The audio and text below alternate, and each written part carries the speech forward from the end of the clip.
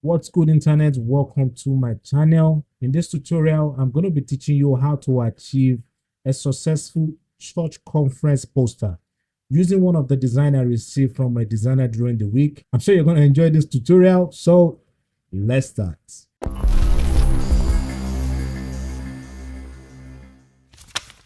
So this is the design I received during the week, and the reason why this is not successful is because the composition is dull.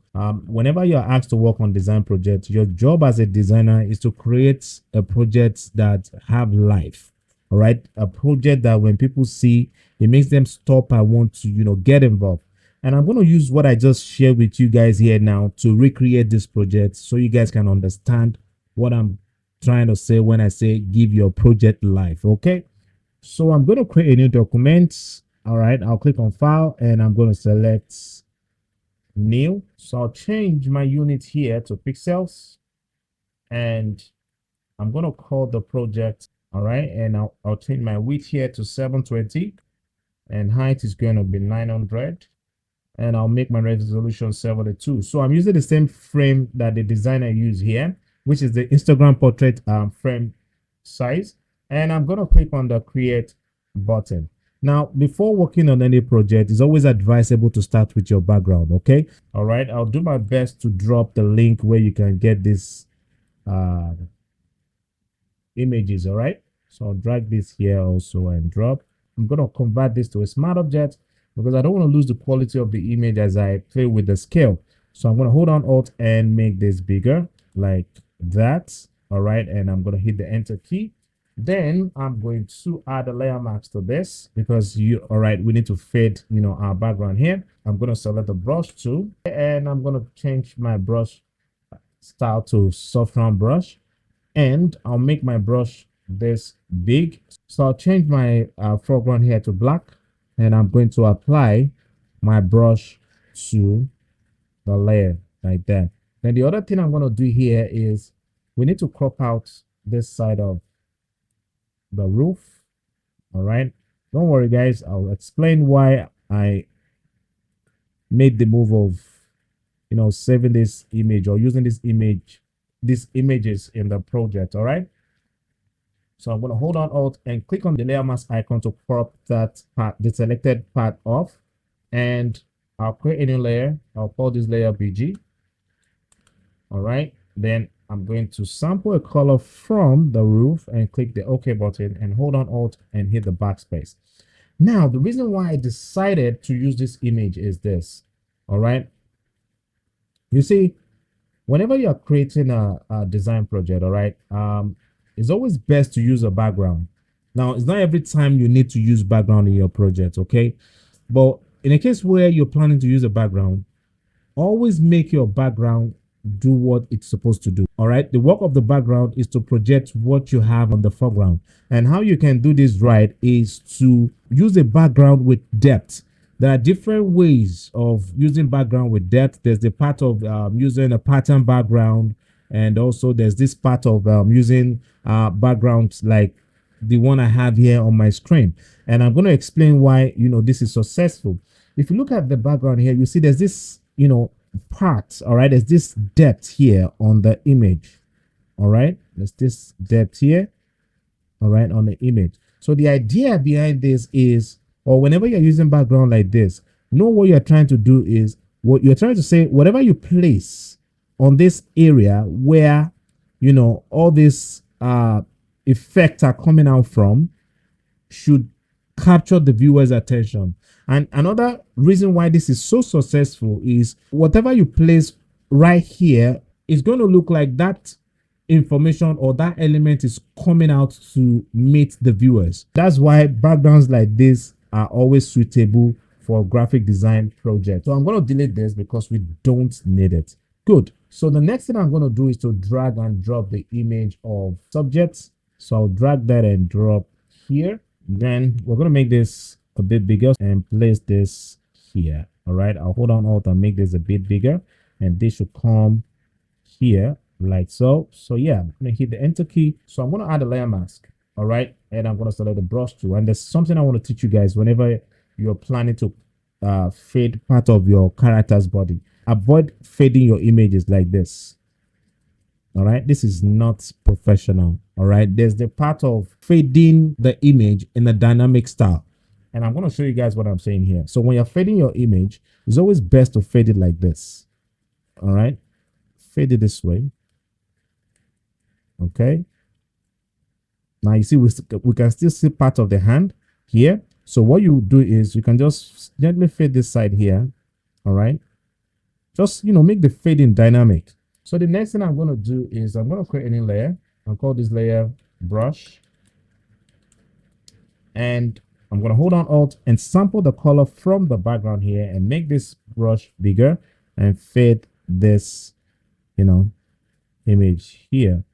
All right, so I'm going to fade this a bit because we don't want people to see those information that we have right there. All right, so the work of this frame here is to make that move that I just explained to you guys here successful. So I need to move this down a bit to convert our background here to black and white. So I'm going to select the black and white adjustment here. All right, and the other thing I want to do is I'm still going to fade the background a bit. All right, so I'm going to select levels and I'm going to move this up a bit. And there's another thing I want to make you guys know here. You see, when you're making your background black and white, it's not always professional to make the background have 100% black color. Why? Because when you do that, all right, you're going to make the project look unreal. Because in life, there's nothing that is 100% black. All right, we just have different values of gray. And for project like this, where we have a picture of human on the foreground, and then we now have our background here, what we need to do is to make the value of the shadow on our background different from the value of the shadow that we have on our character here, which is one of the ways you create distance and graphic design. I'm still going to apply the black and white adjustment to this image here, and I'm going to select the clip icon here. Now the image here is looking too flat, so what we need to do now is to add depth. So I'm going to select the layer of the image and select the curve adjustment here, and I'm going to move this up a bit and push this down a bit, just more. All right, so I'm playing with the shadow here. This side of my curve here controls the shadow. All right, and this side of my curve here controls the highlight, and then the middle controls the midtone. So I'm not touching the midtone for now, and I'll go back to the black and white adjustment, and I'm going to move the red up to really boost the highlight on the face of my subject. And because we have blue on the outfit of our subject here, we're going to go straight to the blue channel and add depth to that side of the image. All right, so I'm just going to move this in a bit like so. Good. Then the next thing we're going to do again is I'm going to add selective color. So I'm going to go on the color option here and select black, and I'm going to move this up a bit. Remember, I told you guys that the value of the shadow in your background should not be the same as what you have on the foreground. Okay, so I'm going to still fade. I'm still seeing that effect of the text on the character here, so I'm just going to fade this out like that. There's another thing I want to make you guys understand whenever you're working on a design project. Details that you have on your background are very important. All right, if you look at the project I'm working on here, you find out that we can still see those details on the background. The work of those details is to help project whatever we place on the foreground well. And that's the reason why I decided not to take them out totally. All right, so so for the roof here, we still need to also fade this out. So I'm going to select the brush tool and take this out. All right, like that. Good. All right, good. So what I'm going to do now is to start adding my text to the project. So I'm going to put everything here in our group. So shift select the layers and hit Ctrl G.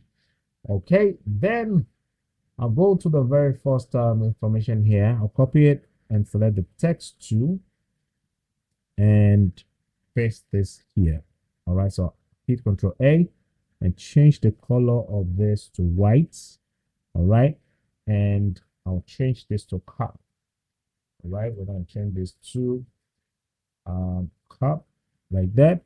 And because I really want this to be visible, all right, like like the way it is in graphic design, display type, or let's say the title, should be visible, convey a message. They are what draw the viewers attention to the next text opportunity in the project. So it's best to make them bigger so they can be visible.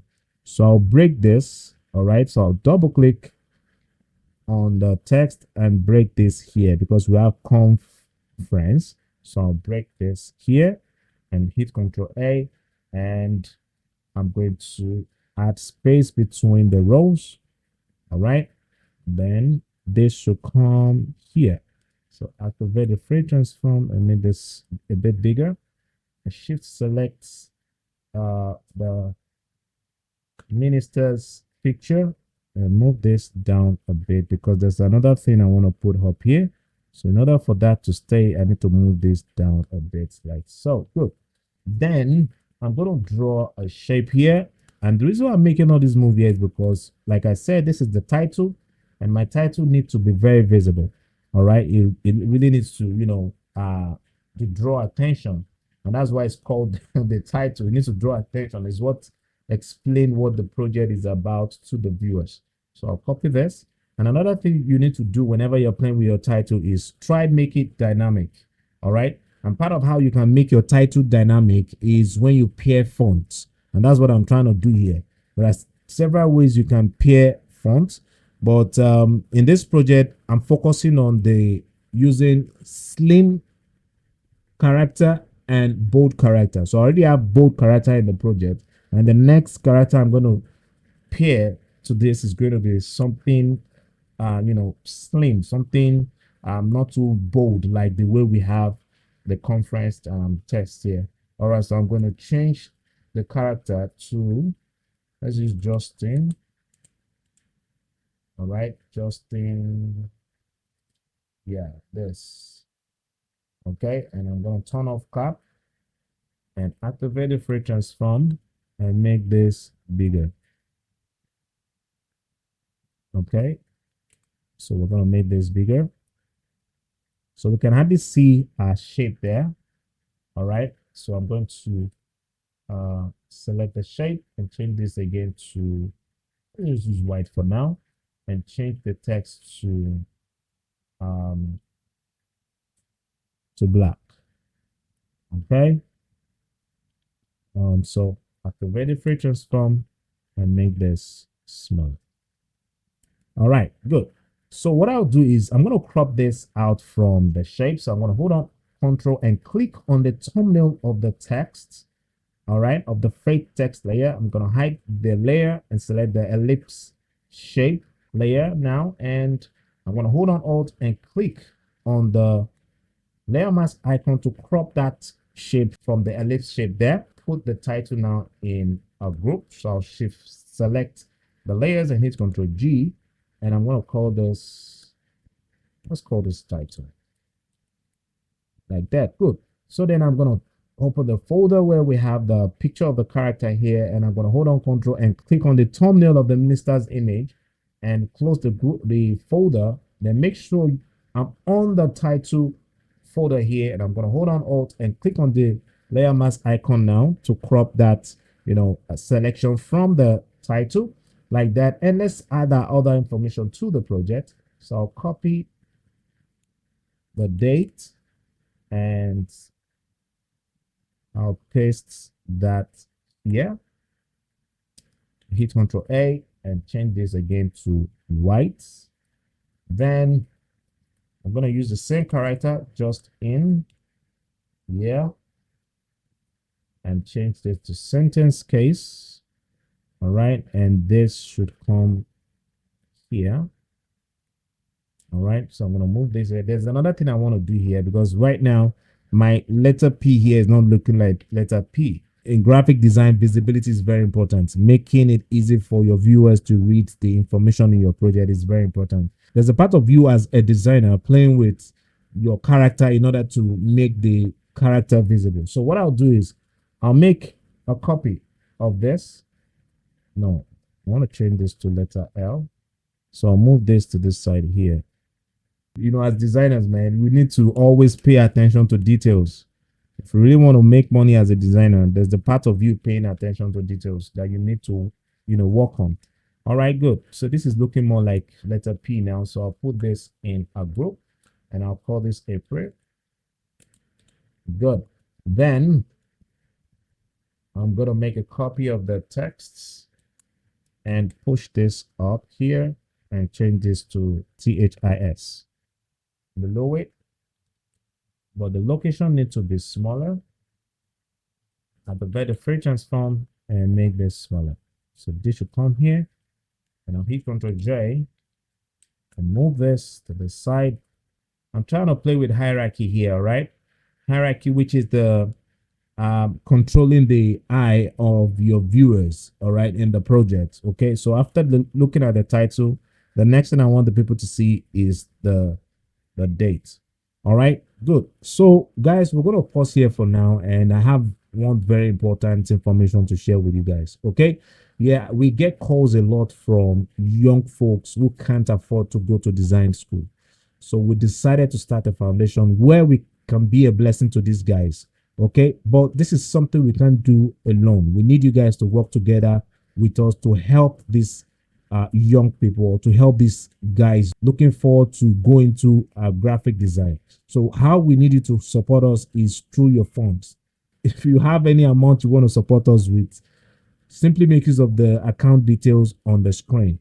Now, if you're outside Nigeria and you want to support us, simply make use of the seller link below the account details on the screen. Okay, we're going to be very glad if you guys can help us with your funds. All right, and before we continue the tutorial, I want to especially appreciate those of you who have been supporting us with your funds. Thank you so much, and we appreciate you for doing this. And for those of you who are looking forward to support us, please, no amount is too small and no amount is too big. So kindly do whatever you can to be a blessing to these guys. Okay, so let's continue, guys. So I know some of you may be wondering, hey Caesar, why did you decide to convert the picture to black and white? I'll tell you guys why. Now you see, the quality of the picture is not really okay, and most of the time how I cover this part of not making people notice that the picture I'm using in the project is not okay is when I convert it to black and white, and that's the reason why the picture of the character is black and white. Okay, so let's start applying colors to the project. So I'm going to start with the title. I'll open the group folder and I'll go to the ellipse shape here, and I'll come right here and pick a color. All right, from here I always like to use one color on my title, most especially when I'm using a black and white background. And the reason why is because you see, warm colors are colors that draws attention fast, and that's the reason why I'm making this move here. Okay, so I'm going to move this to somewhere here. All right, I'm going to select the OK button.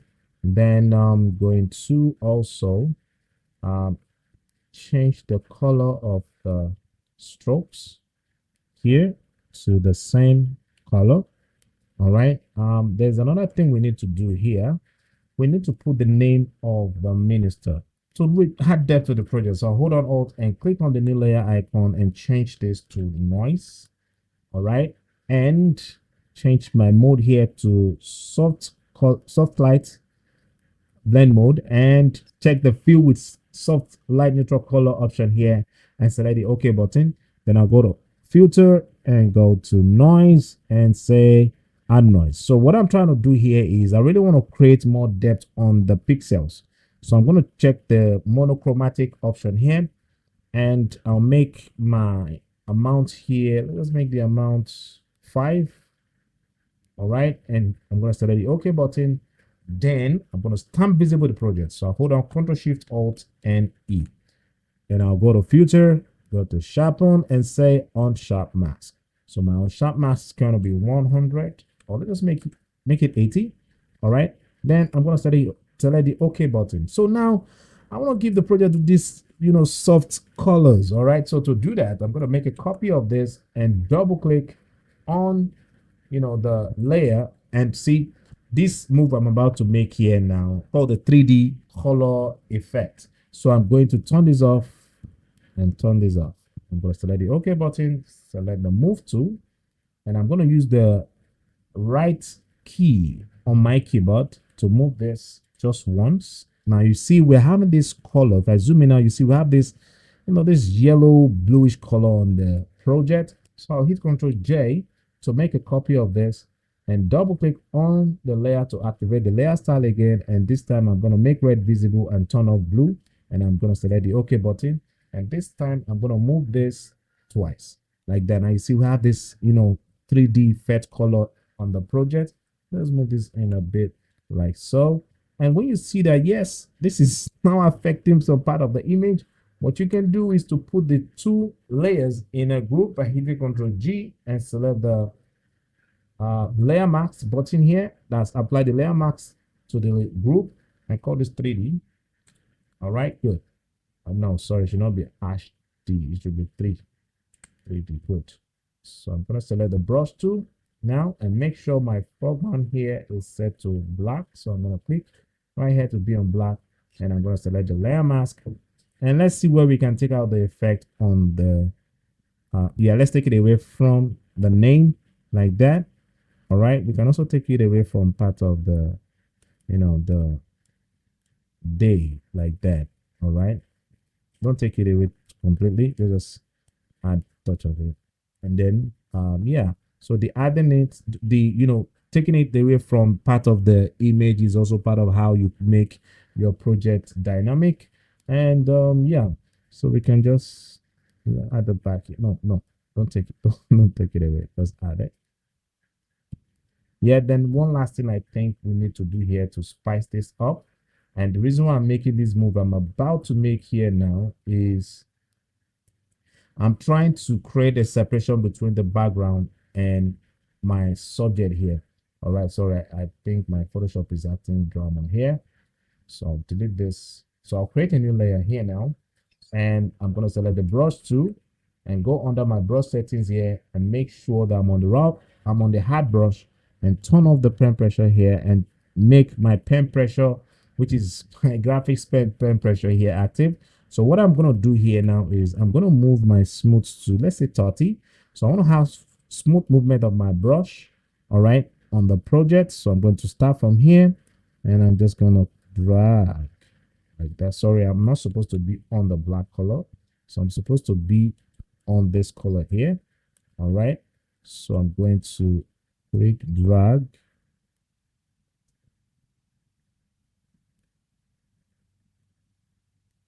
Like so. I'll still make the same move here. Drag like that. And for the hand, so it's going to make the same move. No, excuse me.